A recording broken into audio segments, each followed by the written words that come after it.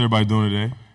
I just want to thank everybody for being here and then have me being blessed to be here and the opportunity to be on behalf of my team. I don't thank Sark and the media team for choosing me to talk on the standpoint of the Burnt Orange, University of Texas. So thank y'all.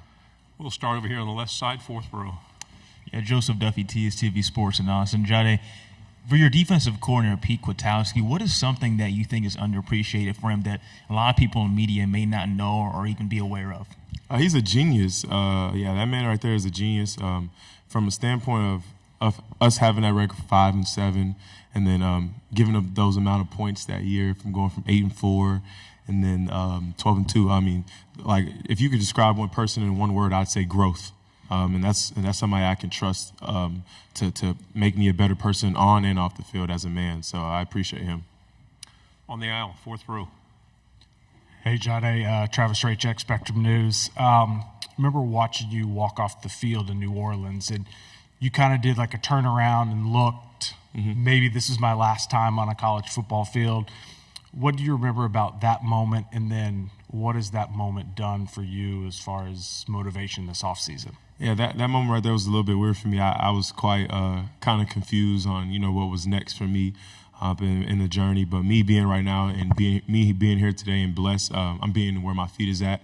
That loss and that feeling right there, people don't like feeling that. So in order to not feel that, you have to, take one day at a time and move with a mindset of not having regret. And I'm glad that we had that taste last year, because now we have the opportunity to work every single day to not have that taste again. So, everybody goes through something in life, and it's kind of how you to choose and to kind of to figure out somebody as a man's character is how you adapt to a situation like that. And I think as a team, as a collective team, we're gonna adapt very well to that situation. So. Left side, second row. Yeah, Chris Hummer, 24/7 Sports. I'm curious, how many times this offseason have you gotten the question, is Texas ready for the SEC? And then how do you think about that question? It's kind of been like the main question. I think I've seen it on Twitter and things like that. But at the end of the day, football's football. The grass and the yardage is not going to change. The field's still going to be the same length. It's going to be 2 end zones. So at the end of the day, we're on a standpoint where, we respect our opponents, but we don't fear them. So at the end of the day, we're going to get their best shot, and we have to make sure we give them our best shot. So it's going to be an amazing season. It's going to be a long season, but it's going to be an amazing season, and we're most definitely up and ready for the challenge. Front row, and then pass it over your shoulder. Eric Bailey with Tulsa World, bringing up another tough game from last year. That final drive against Oklahoma in the Cotton Bowl, how tough was it just trying to get that one stop you guys needed, that one play you guys needed, and how much did that drive really propel you for the second half of the season, what you guys were able to do? I mean, that drive right there, let alone, it taught us to – like something so small, it could change the trajectory of the game. So, and it was communication. Not having a communication, it was kind of what led up to that play and us losing that game. So, with that being said, just knowing on how important communication is in the back end and being well connected and everybody being on the same page with each other, it means a lot. It means everything with the defense. Third row, and then pass it to your right. Derek Peterson, Saturday Down South. Texas has had a pretty good run of running backs, of impressive running backs coming through. And there's some excitement that C.J. Baxter can be another one of those guys, I guess from your perspective. Have you seen him grow this offseason? Before I even, I love that question. Before I even hit on Cedric and those guys, I mean, it all starts with, just the program. Coach Sark, him hiring Coach Choice, and Coach Choice is a person and a wonderful man. He helps everybody be a better man individually, and I know if he's doing that for me, and I'm not even in his room, I know most definitely what he's doing for the running back room. So, but to hit on for your question, Cedric, he's growing. He got to learn under Jonathan Brooks, a great back, and he's still learning from Coach Choice. So the sky's the limits for him and the rest of the guys in that room. Right here on the aisle. Justin Wells, Inside Texas. Good to see you today. How you doing? Hey, there was an expectation and talk that you may leave early last year. And, what was that conversation you had with your family about coming back to Texas for your senior year and to do that? And what was your impression of your ranking on that college football 25 game? We'll go from the game, and then we'll go to reality and things like that. But for the game, I haven't even played it yet. I just got the code last night. I'm gonna download it, after this wonderful SEC Media Day with you guys. I'm gonna go home and download it. But rating, it is what it is. This is a game at the end of the day.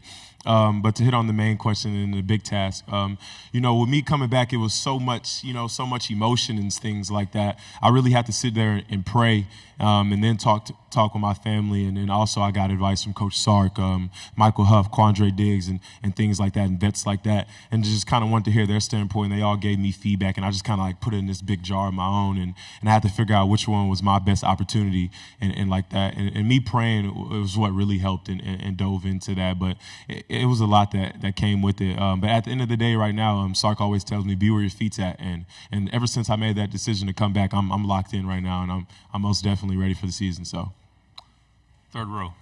Tyler Shaw with KBTX in College Station. I don't know how familiar you are with just the Texas A&M rivalry in general, but how excited are you to go to Kyle Field and be the first team to kind of renew this rivalry? It's going to be amazing. All the games are going to be amazing. I'm not just looking forward to that game. I'm looking forward to every single game. That was another reason why I came back to play one more season in this burnt orange for this great university. But that game right there is going to mean a lot just on a standpoint for the UT community and how much it means to them and how much it means from over the years from the past vets like Coach Blake Gideon and things like that, talking to him and knowing what he did in the burnt orange and what it meant to him. So just kind of relaying the message to the younger guys and newer guys that's never been a part of this culture and just bringing them along that these games are serious and this is something that we have to live for, and we just can't take these things for granted. Right side, third row. Jahdae, Carter Yates with Dave Campbell's Texas Football. Can you tell the story of 23 to number 7? Okay. So me, for one, starting off to wear 23 is to honor a friend that passed away, Todrick Fowler. We called him Trolley. He passed away in Austin, Texas, but that was something to do for him, and I kind of felt me deciding to come back and things like that. It kind of felt like a point.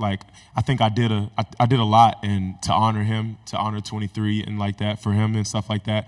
And 7 is something I always wanted to do. I had to ask Huff and Coach Sark for their permission, and they granted that permission. And they let me wear 7. But just kind of being able to wear 7, it means a lot to me. Just growing up watching Michael Huff's highlights and stuff like that, I never was able to. I don't remember. I was so young to watch a live game of Michael Huff at UT. But being able to watch the highlights and to look at him and wanting to do better in him in that number. When he gave me the number, I told him I wanted to do better. I'm always striving for greatness. And it's so hard to do better in a number that somebody was so great in. But I'm up for the challenge, and I know it's going to push me to be the best version of myself on and off the field. So, Final 2 questions. We'll go here and then AP. Corey Mose, KB Sports. Nice to see you, Jahdae. How you doing? Love the suit. Love the suit.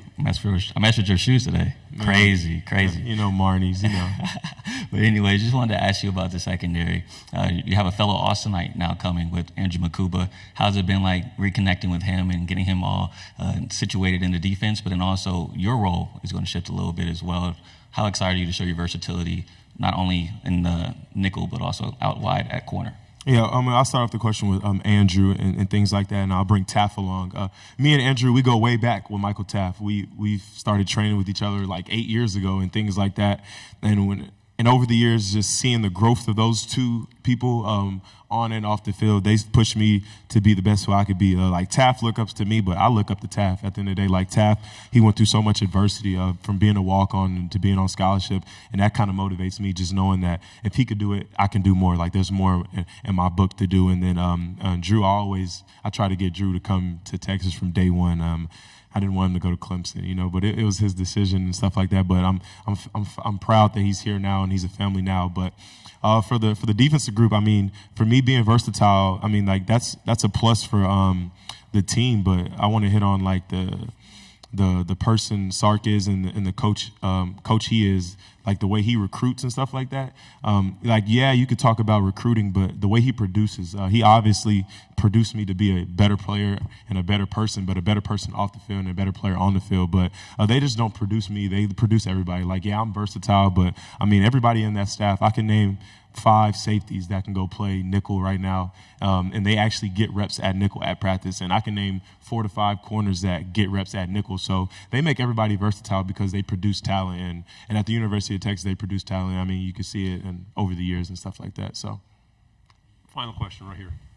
Jahdae, AP Stidham, AP and Kelly, as we see at syndicated radio, would you mind ranking the nickel, cornerback, and safety position, your preference? And has Coach discussed that when you're playing in the SEC, the defense has to do certain things? Mm-hmm. I mean, I feel that at those 3 positions, those are all important positions and things like that. You know, at the nickel, it's so much that can go on, but I feel like at the nickel, you're kind of more in the game. You know, at corner, you tend, as a corner, people, they tend to get, they can lull you to sleep, you know? You know, Coach Joseph used to tell me when I used to play like primary corner my sophomore year, he used to tell me it can only be 5 plays. Like, you can only probably change the game 5 plays out of the game, and you just have to kind of stay awake for those 5 plays. So it's kind of always different, you know, at position. So at nickel, it's like you're in there, like you're in the trenches. I can be in the run game. I could be a perimeter guy. I could be in the slot guarding one of their best receivers. It's all different things. I can be boundary safety coming in for the run gap and things like that. But a boundary safety and star, they kind of play a little bit of similarities and stuff like that for like the curl flats and things like that. So at the end of the day, they're all good positions for me and for anybody on the defense that we have right now, and everybody's capable of playing everything. So, Jahdae, thank you very much. We've got to go. We're running long, so thanks very much. Thank you. Great job. Thank you, guys. Welcome.